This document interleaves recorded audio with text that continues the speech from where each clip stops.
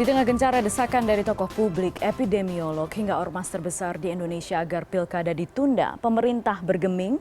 Bahkan hari ini dalam RDP dengan DPR sudah disepakati pilkada akan tetap sesuai jadwal.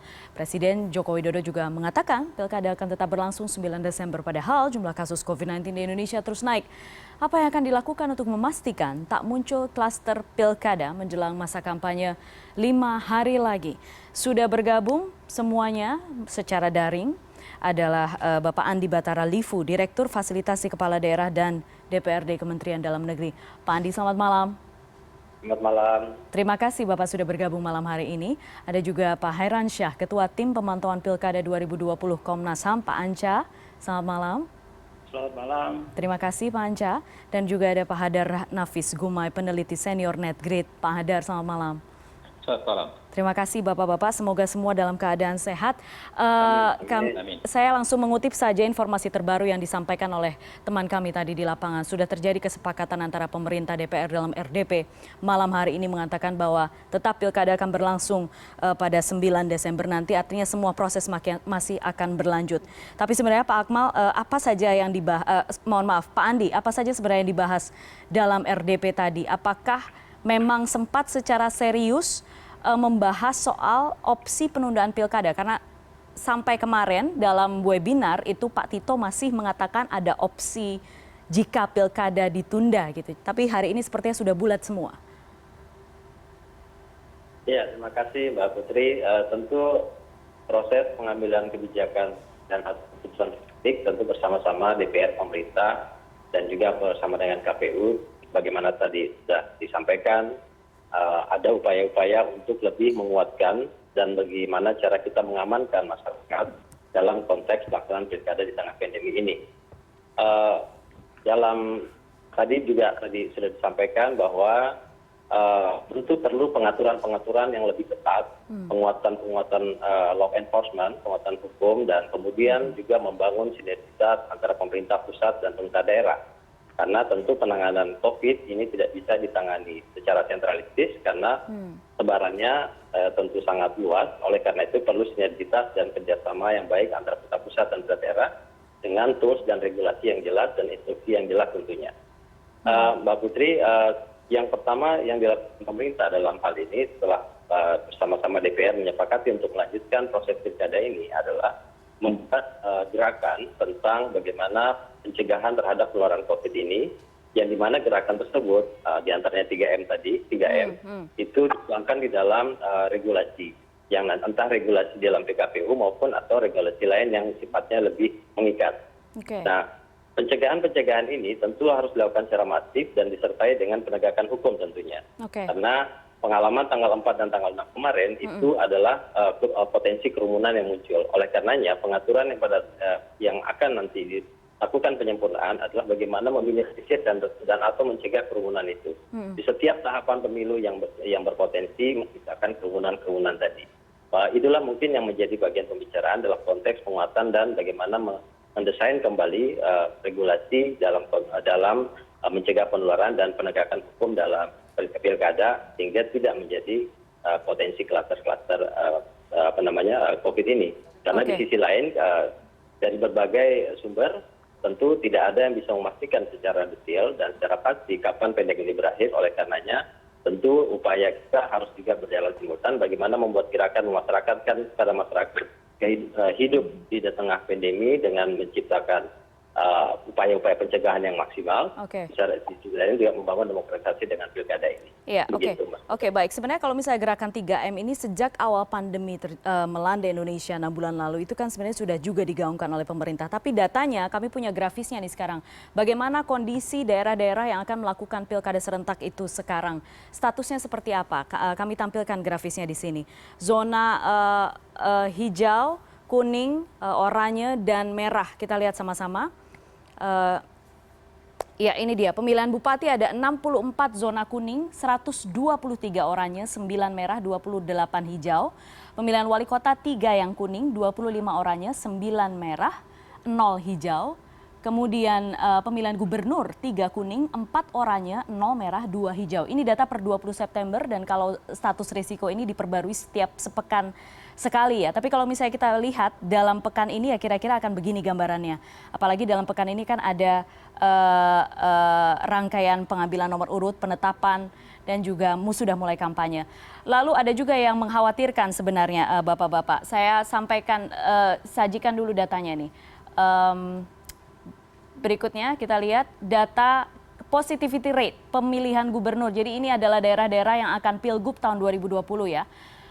Nasional itu positivity rate-nya 14,24%. Bengkulu 26%. Bisa dibayangkan 26%.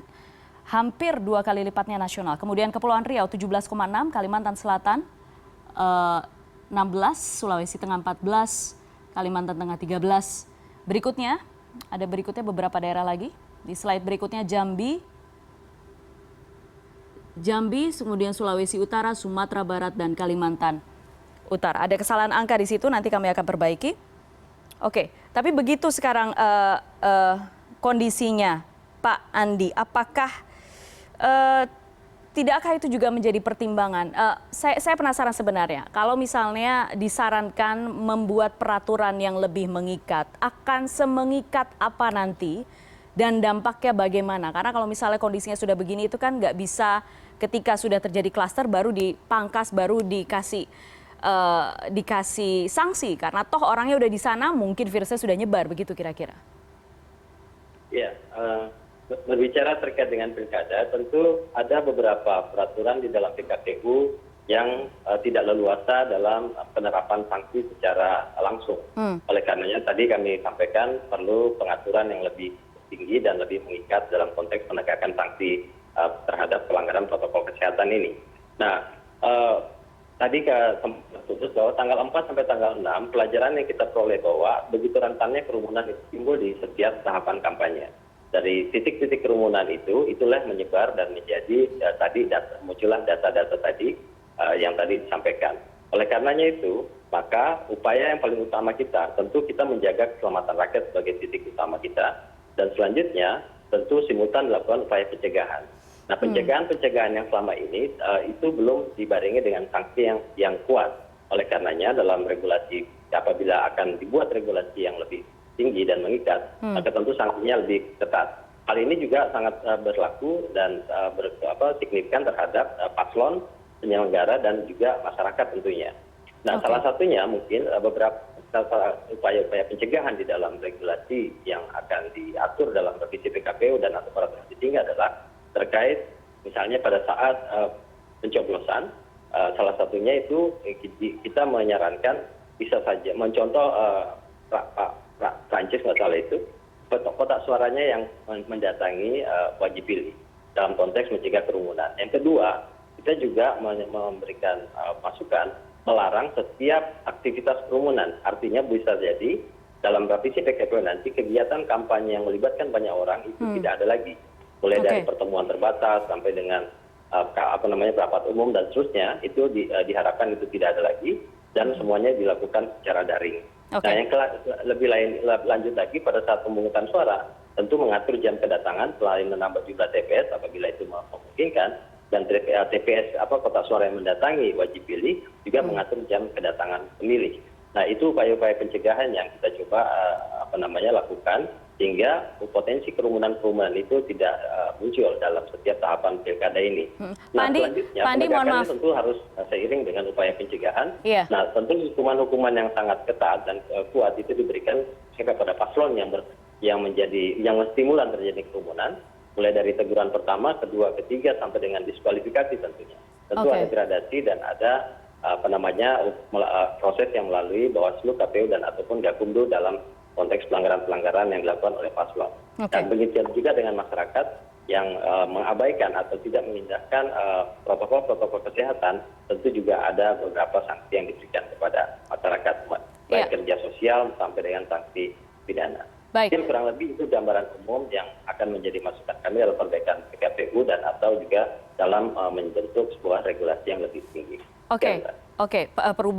Perubahan dilakukan 5 hari menjelang kampanye itu semuanya agak pesimis sekarang. Tapi saya ke Pak Anca dulu. Pak Anca, tidak ada pembatalan pilkada, apa pandangan Anda? Komnas HAM. Komnas HAM sejak awal sudah kencang mengatakan bahwa bahkan ini termasuk pelanggaran HAM. Iya, karena kan sebenarnya kalau kita lihat dari awal, problem besarnya itu tidak hanya soal di pilkadanya, tapi soal penanganan COVID-nya sudah bermasalah gitu. Komnas HAM sejak awal pandemi itu sudah membuat di bagian pengkajian penelitian, melakukan pemantauan media dan seterusnya, itu ada 18 rekomendasi yang kita keluarkan. Salah satunya memang penguatan regulasi. Nah, ternyata kalau kita lihat sekarang meningkat terus, misalkan kasus positif rate-nya tinggi, misalkan, berarti kan penanganannya tidak efektif. Nah, ditambah lagi dengan agenda pilkada, yang kemudian di dalamnya adalah melibatkan orang dalam kerumunan. Nah, proses pilkadanya sendiri, ketidakmampuan regulasi dan institusi itu tidak bisa dilakukan. Jadi terjadi gitu, yang sehingga pada saat pendaftaran kemarin, otomatis itu memberikan gambaran bahwa setiap kali tahapan yang melibatkan banyak orang itu akan berpotensi untuk terjadi kerumunan dan tidak bisa dikendalikan. Nah, kalau yang disampaikan tadi, saya kira ini sudah idealnya seperti itu, tapi implementasi di lapangan tidak dimungkinkan. Yang kedua, kalau kita bicara regulasinya tidak hanya di PKPU, harus dibicara di undang-undangnya. Gitu. Nah, jadi kalau PKPU itu kan dasarnya undang-undang yang kemudian memberikan mandat. Kalau tidak dirubah undang-undang, ya PKPU juga tidak akan bisa maksimal. Di sisi lain tadi ketidakmampuan institusi dan regulasi ini ya berdampak terhadap semakin banyaknya pelanggaran-pelanggaran, dan terus terjadi pelanggaran itu berarti juga berpotensi untuk semakin muncul kasus-kasus baru. Oke, baik. Pak Adar, sekarang Pak Adar, kita tahu tidak ada pembatalan pilkada, sudah dikonfirmasi tadi oleh rekan kami di lapangan. Yang bisa dilakukan sekarang tadi alternatif dari pemerintah adalah memperketat sanksinya, lebih mengikat, kemudian termasuk juga sosialisasi. Tapi teman-teman Bawaslu beberapa waktu lalu saya sempat berbincang, mereka pun saat ini masih kebingungan dengan katakanlah pengawasannya di lapangan. Sekalipun juga akan dibantu oleh TNI dan Polri ya, karena itu berkaitan dengan Satgas masing-masing daerah. Bagaimana ini Pak Adar? Ya, saya kira keputusan yang berlangsung di DPR hari ini untuk lanjut itu mengecewakan ya. Karena sebetulnya kita sudah sangat jelas ya apa yang terjadi di sekitar kita. Ini tidak mampu bisa diselesaikan dengan hanya seperti yang disepakati di DPR hari ini. Dan itu tidak efektif. Karena tadi pendekatannya lebih kepada bagaimana kita menjatuhkan sanksi. Sanksi itu adalah pasca dari kejadian pertemuan, kerumunan, kontak. Jadi pendekatannya itu harus pencegahan. Nah, kalau pencegahan itu harus dilarang semua. Jadi selama ini kita buat tidak apa model lama. Jadi kita kan tahu bahwa undang-undang tentang pilkada ini adalah dilaksanakan pada masa-masa yang bukan pandemik.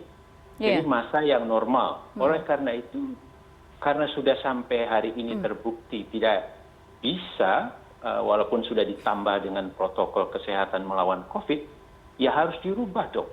Jadi menurut hemat saya, apa yang disepakati ini tidak akan membawakan hasil apa-apa. Mohon maaf ya. Nah jadi, ya kita harus rubah.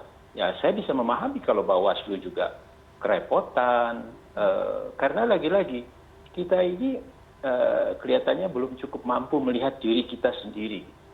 Apakah memang kita model masyarakat, model politisi yang tertib begitu? Dan menurut saya kita tidak.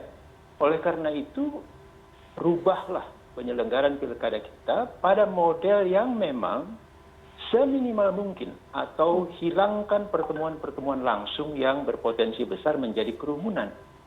Ada ide-ide tadi kita dengar oleh Pak Andi ya, bahwa nanti diperpanjang waktu TPS, bisa nanti dikunjungi dengan model keliling.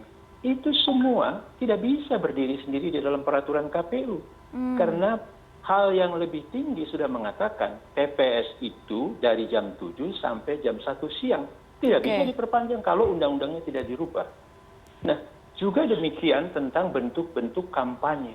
Kalau kita mau hilangkan semua dialog, pertemuan terbatas, dan seterusnya, harus kita rubah undang-undang itu. Loh, kok ini masih pakai model yang kita berharap kita bisa tata itu semua melalui peraturan KPU. Jadi menurut saya apa yang dilakukan ini akan berulang. Kenapa sih kita mau jatuh ke dalam lubang yang sama untuk kedua kali?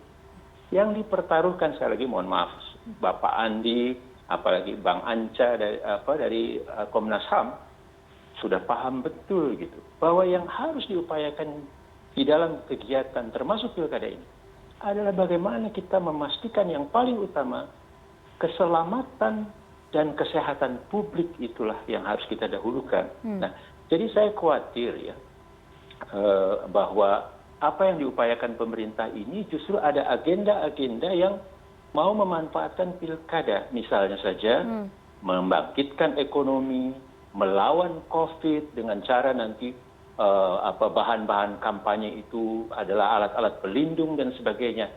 Kita ini menambah-nambahkan agenda sehingga tidak fokus apa yang kita mau jalankan. Nah, akhirnya kita rasakan seperti hari ini bahwa situasi COVID kita itu masih meningkat, kemudian kita dapatkan Bawaslu catatannya 351 kasus yang hanya dalam 3 hari di masa pendaftaran. Jadi mohon maaf lah, rubahlah cara kita mendekatinya, ganti itu asumsi bahwa kita memang bisa mampu mengatasi ini hanya dengan meningkatkan protokol kesehatan melawan COVID itu, bukan pada merombak prosesnya. Oleh karena itu, ya ditunda dan ditata dulu dengan rapih ini. Tetap ya, ditunda dan ditata ya, Pak Hadar ya? Iya, ditata dulu. Habis itu baru kita jalan. Jadi jangan juga kalau ada yang berpandangan menunda itu, menunggu nanti sampai pandemi selesai. Ya tidak juga. Ini kan yang selalu direspon begitu. Oh, nggak bisa karena COVID selesai itu belum ada yang tahu. Ya tidak demikian dong. Hanya yang dibutuhkan adalah bagaimana caranya kita menata dulu dengan benar, dengan rapi, dan di situ ada proses penataan peraturan yang kokoh, peraturan perundang-undangan yang kokoh, supaya kita ini akan lebih terjamin keselamatan dan kesehatannya gitu. Itu yang dimaksudkan ya. Seberapa rigid rencana perubahan peraturan KPU itu dan seberapa kuat itu nanti saya akan ke Pak Andi lagi. Tetap bersama kami di CNN Indonesia Newscast.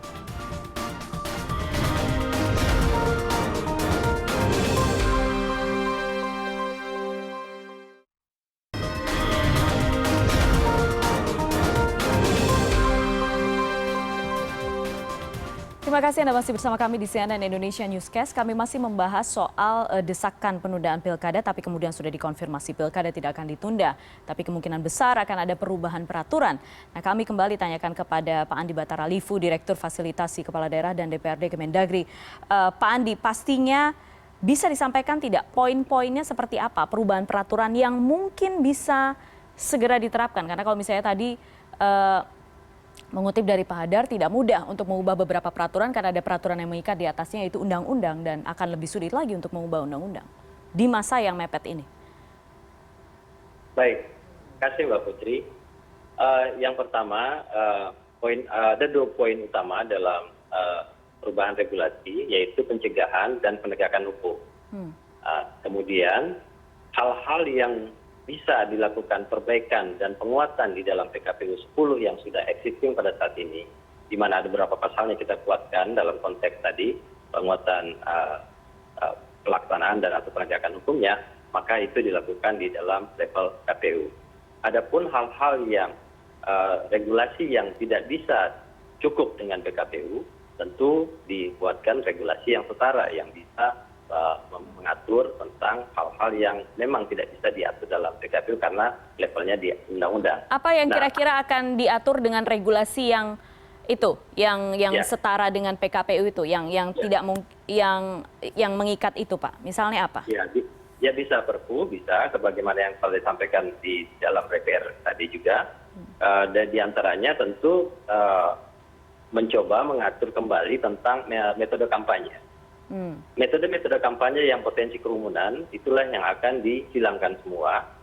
Kalau undang-undang dan itu kan setara deh. Maka tentu rapat fisik, kemudian rapat umum, kemudian pentas olahraga dan lain-lain yang sifatnya metode kampanye melibatkan berpotensi membuat ada kerumunan, itu dihilangkan dan diarahkan kepada metode daring tentunya. Tatap muka berarti kemungkinan besar dihilangkan gitu ya Pak? Iya. kalaupun ada tatap muka, Daring. tentu dilakukan secara daring, dan kalau harus ada tatap muka pun itu tetap dengan protokol dan pengawasan yang sangat ketat tentunya, dengan jumlah yang sangat dibatasi. Artinya Nah, akan tapi dikurangi lagi biasanya- jumlahnya, Pak Ya. Andi? Sekarang kan Ya, sekarang kan 50 rapat umum sama- 100, ya, pertemuan 50 terbatas sama- 50. Ya, 50 dan 100. Nah, hal itu tentu akan ditinjau kembali, dan itu kan ada di level KPU kalau ya gitu. Ya. Untuk level undang-undang tentu metode kampanye yang akan dilakukan rekonstruksi. Oke. Nah, hal lainnya tentu adalah pengetatan sanksinya. Oke. Dalam konteks penegakan hukum, pengetatan sanksi ya dengan pelibatan seluruh pihak tentunya. Nah, hal lainnya adalah bagaimana kita mengaktifkan atau meningkatkan pengawasan ini dengan pelibatan masyarakat. Oke. Sehingga ada muncul semacam gerakan di masyarakat kita atas kesadaran terhadap protokol kesehatan. Sehingga dengan pilkada dan atau tanpa pilkada, mudah-mudahan gerakan ini bisa tetap terus ada sehingga bisa secara alamiah melakukan pencegahan di level masyarakat. Nah, ya, di samping itu secara teknis yang di dalam TKPU yang bisa diatur tentu adalah bagaimana mengatur kunjungan, dan kemudian apabila itu jumlah TPS dan sebarannya serta mekanisme TPS-nya apabila harus diatur dalam level di luar PKPU, maka itu diaturlah di dalam Perpu dan atau di Perpu tentunya yang di atas PKPU-nya. Bagaimana Nah, dengan paslon dan parpol? Karena kalau misalnya kita serahkan masyarakat di sini juga ikut dalam equation, ikut dalam hitungan ini, bagaimana dengan paslon dan parpol? Karena kan bagaimanapun yang menggerakkan massa ya mereka kan, Pak? Ya, tentu di dalam tentu itu harus diatur karena itu berkonsekuensi pada pidana, maka pengaturannya tentu tidak di level PKPU. Sehingga hal-hal yang terkait dengan pelanggaran terhadap protokol kesehatan kepada setiap orang, di situ bunyinya kalau seandainya kita ingin mengikat semua, bunyinya adalah setiap orang. Setiap orang bisa saja kelompok dan atau organisasi. Nah, itu akan mengikat bahwa harus tingkat kepatuhan terhadap protokol kesehatan berikut pelanggaran diberikan sanksi apabila melanggar protokol kesehatan itu di setiap tahapan pilkada. Termasuk ada soal diskualifikasi nggak, Pak? Iya, termasuk itu, Pak. Artinya apabila ada paslon yang melanggar hal-hal yang terkait yang dilarang tadi, misalnya yang dilarang melakukan rapat umum secara fisik, mengarahkan massa, melakukan pentas seni, kegiatan olahraga misalnya, perlombaan dan lain-lain, itu melanggar hal-hal yang membuat kegiatan yang berpotensi menimbulkan kerumunan, maka tentu ada gradasi perlakuan sanksi mulai dari teguran tertulis sampai dengan diskualifikasi tentunya. Oke. Itu tentu harus diatur di dalam level yang regulasi yang lebih tinggi. Mungkin itu beberapa poin kalau dibuatkan regulasinya. Oke, baik. Baik, Pak Anca, kalau misalnya Anda sendiri melihat dari kemarin untuk pada saat pendaftaran saja, apakah sanksi-sanksi yang diberlakukan, entah yang kemudian diberikan oleh Satgas, itu sudah dipantau betul-betul memberikan efek jera kepada paslon misalnya, atau Anda lihat belum? Ya, saya bilang sudah dari awal ya, bahwa ketidakmampuan regulasi dan institusi ini menyebabkan kerumunan itu tidak bisa dicegah. Padahal kita tahu sekarang ketika pilkada itu sendiri dengan pandemi itu sesuatu yang bersifat anomali. Pada satu sisi misalkan pilkada itu selalu melibatkan orang banyak dan menimbulkan kerumunan. Di sisi lain soal COVID-nya sendiri itu harus menghindari kerumunan dan jangan ada perkumpulan orang banyak gitu, persentuhan orang, pergerakan orang. Jadi dua hal ini tidak mungkin bisa disatukan. Anda melihat ini aturannya tidak akan ditaati oleh semua paslon, semua parpol? Iya, jadi begini, kalau kita lihat selama ini penanganan COVID sendiri belum efektif misalkan, ditambah dengan pilkada, otomatis ketika bicara yang sanksi-sanksi tadi itu sudah diterapkan semua sebenarnya kepada orang-orang, ada sanksi denda, ada sanksi kerja sosial dan seterusnya. Nah, ini yang selama ini tidak efektif gitu. Maka yang harus dilihat sebenarnya adalah jangan sampai kita bicara bukan pada pencegahan gitu. Yang harus dilakukan sekarang itu adalah pencegahan, bukan pada sanksi yang disebutkan tadi. Kalau sanksi kan berarti sudah terjadi. Padahal kalau itu sudah terjadi, maka akan menimbulkan dampak pandeminya gitu. Nah, ini yang saya lihat belum dibaca secara menyeluruh oleh pemerintah, DPR dan KPU misalkan. Jadi seolah-olah santai aja, seolah-olah biasa saja. Padahal yang menjadi pertaruhan ini adalah soal keselamatan publik dan kesehatan masyarakat yang itu merupakan penikmatan tertinggi dari hak asasi manusia gitu. Jadi Tapi kan bagaimanapun kondisi di beberapa negara misalkan ketika pandeminya meningkat, mereka menunda pilkada atau pemilunya gitu. Bukan melaksanakan pemilu di tengah pandemi yang meningkat. Ketika melandai baru melaksanakan, atau ketika status negara itu dalam kondisi yang bisa diatur, yang bisa diawasi dengan baik, maka mereka bisa melakukan pilkadanya, dan kemudian modal sosialnya juga berbeda dengan kita. Nah, saya kira ini sangat luar biasa kalau kemudian tetap dilakukan. Apakah Anda merujuk Amerika di sini, Pak Anca? Amerika akan pilpres November. Tidak hanya di Amerika, di beberapa negara lain juga begitu. Ketika melandai atau berhenti, ketika meningkat, mereka tidak melaksanakan pemilu gitu. Karena sekali lagi anomalinya tadi, pemilu itu pasti mengumpulkan orang. Sementara COVID ini harus menghindari kerumunan gitu. Itu yang kemudian tidak bisa dihindari. Pasti terjadi seperti itu dan tidak bisa disatukan. Sehingga memang opsinya mau tidak mau adalah dengan menunda. Kalau enggak, yang harus dipertanggungjawabkan oleh negara, pemerintah sekarang, siapa yang akan bertanggung jawab kalau kemudian terjadi tingkat COVID yang semakin meningkat dan kemudian kematian mudah-mudahan tidak terjadi seperti itu. Tapi kalau sampai terjadi, kalau kita baca konstitusi kita, Undang-Undang Dasar 1945, bahwa kewajiban negara untuk melindungi dan menegakkan hak asasi manusia gitu.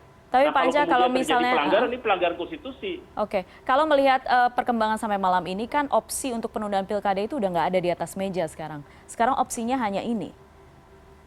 Iya, makanya sekarang persoalannya kalau kita melihat dari apa yang disampaikan tadi, opsi-opsi dengan hanya merubah regulasi di PKPU misalkan, dengan mengembalikan soal ini kondisinya normal-normal saja, maka saya tidak yakin bahwa ini akan mengurangi problem pandeminya. Ini tidak dilihat problem pandemi, tadi Anda sudah menyampaikan data-data. Data-data itu real gitu, terjadi di sekitar kita dan terus meningkat gitu. Kalau itu kemudian ditambah dengan pilkada, misalkan dengan kerumunan dan seterusnya tadi yang tidak bisa dicegah, hanya bisa diberi sanksi di akhirnya, maka tentu dia akan kemungkinan terjadi peningkatan. Yang kedua adalah soal kualitas pilkadanya sendiri. Jadi kualitas pilkada saya kira akan dipertaruhkan juga, tidak hanya soal pandemi. Tapi kualitas pilkada itu akan dipertaruhkan, kualitas demokrasi kita. Keadilan bagi setiap calon itu akan menjadi bermasalah, apalagi ada diskualifikasi. Siapa yang diuntungkan dari proses ini? Ini juga harus menjadi pertanyaan besar gitu. Oke. Soal kualitas pilkada yang dihasilkan nanti dari pilkada di tengah pandemi dengan aturan yang seperti ini, saya nanti akan tanya ke Pak Hadar. Kita sekarang jeda dulu ya. Tetap bersama kami di CNN Indonesia Newscast.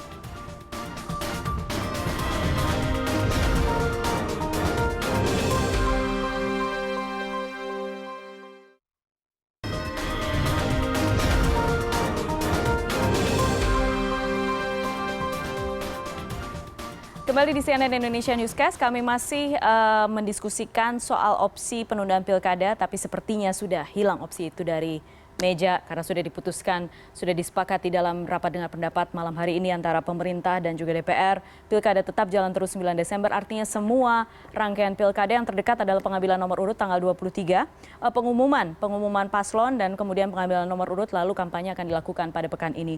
Pak Hadar tadi mengutip dari Pak Anca, soal kualitas pilkada, hasil pilkada dalam kondisi seperti ini, apa yang harus kita khawatirkan? Banyak sekali. Yang paling sering kita dengar adalah tingkat partisipasi. Korea Selatan adalah salah satu dan jarang sekali yang memang tingkat partisipasinya justru meningkat. Tetapi kondisi Korea Selatan itu sangat berbeda dengan Indonesia. Nah, hampir seluruh yang lain yang pernah menyelenggarakan pemilihan di masa pandemi ini, itu tingkat partisipasinya menurun. Nah, tapi ini salah satu saja ukurannya. Tetapi ukuran yang lain yang justru lebih penting, bagaimana kita membuat bahwa para pemilih itu merasa tidak dipaksa, nyaman, dan bahkan tidak takut dengan kondisi kesehatannya. Itu penting sekali. Nah, dalam kondisi sekarang, saya kira banyak sekali kita yang khawatir. Coba saja lihat survei-survei yang selama ini dilakukan. Sebagian besar dari hasil survei itu bahwa masyarakat inginnya ditunda. Jadi itu menunjukkan kekhawatiran, keraguan masyarakat untuk bisa memilih dengan tenang. Kemudian juga bisa diukur dengan apakah level playing field, keadilan dari kompetisi itu betul-betul bisa terjadi. Dalam masa pandemi ini banyak sekali dana-dana untuk penyelamatan untuk melawan pandemi, bantuan sosial dan lain-lain, bentuknya banyak sekali. Dan itu disalurkan melalui pemerintahan yang ada di daerah-daerah tersebut. Nah, di dalam pilkada kita yang 270 ini, hampir 210-an, cukup banyak, itu ada petahana yang ikut menjadi pasangan calon, menjadi peserta. Maka petahana ini lebih unggul dalam hal dia penggunaan fasilitas tersebut yang bisa mudah sekali itu dipelintir seolah-olah bahwa itu adalah atas kebaikannya atau atas prestasinya. Nah, jadi keadilan ini perlu juga kita ciptakan betul. Nah, tetapi sekali lagi, menurut hemat saya yang terpenting adalah bagaimana kita ini bisa menyelenggarakan pilkada dengan bahwa perlindungan, kesehatan, dan keselamatan itulah yang harus kita pastikan dulu. Nah, itu Mbak Putri menurut saya ya. Pak Adar, soal aturan tadi juga sudah dijawab. Mungkin akan ada membentuk aturan yang memang selevel. Dan kalau menurut Anda sendiri, apakah masih mungkin dilakukan sosialisasi di waktu yang tipis ini, tidak hanya untuk pusat ya, tapi juga untuk para pelaksana di daerah? Ya, justru yang menggunakan itu kan yang di daerah. DPR, pemerintah, KPU, selesailah dalam waktu pendek, begitu kan. Pemerintah bisa menyelesaikan undang-undang MK dalam 1 minggu misalnya kan gitu, sama DPR. Tetapi yang menggunakan di lapangan itu harus paham betul gitu. Nah, jadi saya melihat tidak cukup gitu. Nah, sekarang masih buka opsi kan ya, nanti kalau dibutuhkan baru nanti kita rubah Perpu dan sebagainya. Wah, pendekatan seperti ini jadi merombak sambil berjalan itu berisiko besar sekali untuk kesuksesan pilkada ini. Jadi seharusnya stop dulu, tunda dulu beberapa bulan, bereskan semua aturan-aturan itu dan juga teknis-teknisnya bagaimana. Idealnya menurut saya kita harus buka opsi bahwa pilkada ini bisa dijalankan dengan banyak pilihan. Biarkan nanti KPU yang menentukan, mempelajarinya yang mana yang memang pas. Ya, misalnya pemungutan suara, ya. Itu jangan hanya ide, datang ke rumah ya dengan kotak suara keliling istilahnya. Ya. Itu baru salah satunya saja. Beberapa negara lain yang berhasil kita bisa kategorikan menyelenggarakan pemilihan di masa pandemi, karena dia buka opsi atau punya opsi selama ini memilih lewat pos atau juga melakukan pemilihan lebih awal atau early voting, di mana dilaksanakan di beberapa tempat yang bisa ditata betul supaya aman. Jadi opsi-opsi ini biarkan dibuka saja di level undang-undang, nanti KPU yang untuk memastikannya melalui peraturannya gitu. Nah, jadi ini semua butuh waktu. Menurut saya, sekali lagi, demi menjamin keselamatan dan kesehatan publik, dan ini sangat penting. Bang Anca tadi sudah menjelaskan ini persoalan hak di konstitusi kita, maka luangkan waktu itu. Hanya mungkin 3 bulan sampai 6 bulan gitu. Itu saja gitu. Kemudian pemerintah mengatakan, resikonya besar sekali kalau kepala daerah banyak yang harus diisi oleh pejabat sementara dan seterusnya. Aduh, peraturan itu kan semua ada sebetulnya gitu. Pemerintah sudah merencanakan kok dalam undang-undang yang ada sekarang, ya Mbak Putri, bahwa nanti tahun 2022 itu ada ratusan juga daerah pilkada tidak akan dilakukan pilkada sampai 2024, nanti tahun 2024. Jadi semua desain ini sebetulnya sudah ada. Jadi menurut saya rasanya berlebihan sekali kalau kemudian itu dijadikan alasan yang kemudian kita harus memaksakan diri menyelesaikan pilkada pada Desember tanggal 9 ini juga. Padahal ancamannya ya tadi keselamatan dan kesehatan itu menjadi persoalan. Baik. Saya ke Pak Anca. Pak Anca, kalau misalnya sekarang Komnas HAM melihat ada potensi pelanggaran HAM yang bisa dilakukan ketika pilkada tetap dipaksakan, apa langkah yang akan diambil sekarang? Pak Anca, singkat saja. Ya, itu sekali lagi kan kami meminta siapa yang akan bertanggung jawab. Itu yang paling penting. Jangan nanti ketika sudah terjadi kasus, maka saling tuding gitu. Atau kemudian KPU yang dijadikan kambing hitamnya misalkan. Atau yang lebih parah lagi adalah masyarakat yang dijadikan kambing hitam bahwa masyarakat sih tidak disiplin, masyarakat tidak patuh, masyarakat tidak mau menghindari kerumunan dan seterusnya. Padahal sekali lagi ini ketidakmampuan regulasi dan institusi itu memang sudah terjadi. Jadi saya kira pastikan bahwa memang penundaan itu bagian dari upaya untuk pemulihan hak, yaitu hak kesehatan masyarakat dan hak keselamatan publik, serta hak untuk rasa aman tadi. Karena sekali lagi dengan menunda pembenahan regulasi dan kemudian juga memberi kesempatan kepada daerah-daerah yang berzona merah tadi, itu bisa mengendalikan COVID-nya. Gitu. Jadi tidak memunculkan ledakan baru. Nah, yang kalau terjadi ledakan baru, yang kita khawatirkan adalah tenaga kesehatan dan fasilitas kesehatan. Dan di daerah itu beda dengan di Jakarta, di pusat. Hampir semua daerah itu memiliki kapasitas yang tidak cukup memadai untuk menghadapi situasi kalau terjadi ledakan yang luar biasa. Saya kira itu. Baik, terima kasih Pak Anca. Saya terakhir ke Pak Andi. Pak Andi, saya ingin konfirmasi lagi. Tidak ada penundaan pilkada? Opsi itu sudah hilang sama sekali atau akan masih jadi pertimbangan? Saya Mbak ya. Ya. Saya pikir pembicaraan masalah melanjutkan dan atau menunda itu tentu dilakukan dengan mendengar dan kemudian melihat serta memutuskan bersama para penyelenggara dan pemerintah dan DPRD. Nah, hal ini tentu sangat dinamis dan di dalam Undang-Undang Nomor 6 2020 juga ada ruang yang dibuka untuk itu. Tapi tidak-tidaknya pada saat keputusan pada hari ini itu kita sudah ketahui bersama, kita tentu akan melakukan pembenahan regulasi baik tataran PKPU dan atau dalam tataran undang-undangnya. Kemudian mengedepankan proses pencegahan dan dengan protokol kesehatan, tentu dalam konteks ini penguatan hukum dan apabila ada pelanggaran protokol kesehatan. Yang lainnya tentu membangun sinergitas antara pusat dan daerah dalam pelaksanaan protokol kesehatan dan pilkada ini tentunya. Nah, tentu keselamatan masyarakat, rakyat itu adalah segalanya. Oleh karenanya, upaya-upaya ini diharapkan menjadi gerakan bersama dalam konteks pencegahan penularan virus ini. Dan di satu sisi juga bagaimana kita menegakkan demokrasi melalui pilkada ini. Seperti itu, Mbak. Terakhir Pak, sedikit, seberapa yakin sebenarnya pemerintah bahwa semua akan menuruti aturan baru yang mungkin muncul ini untuk pencegahan? Karena begini, kalau 3M sejak awal pandemi sudah digembar-gemborkan oleh pemerintah, tapi toh kasusnya masih tinggi. Apa bedanya sekarang? Ya, tentu yang kita lakukan adalah kita mengintensitas koordinasi kita dan atau pelaksanaan kita di lapangan bersama teman-teman di Pemda di daerah serta para pihak yang terkait dengan pelaksanaan pilkada ini.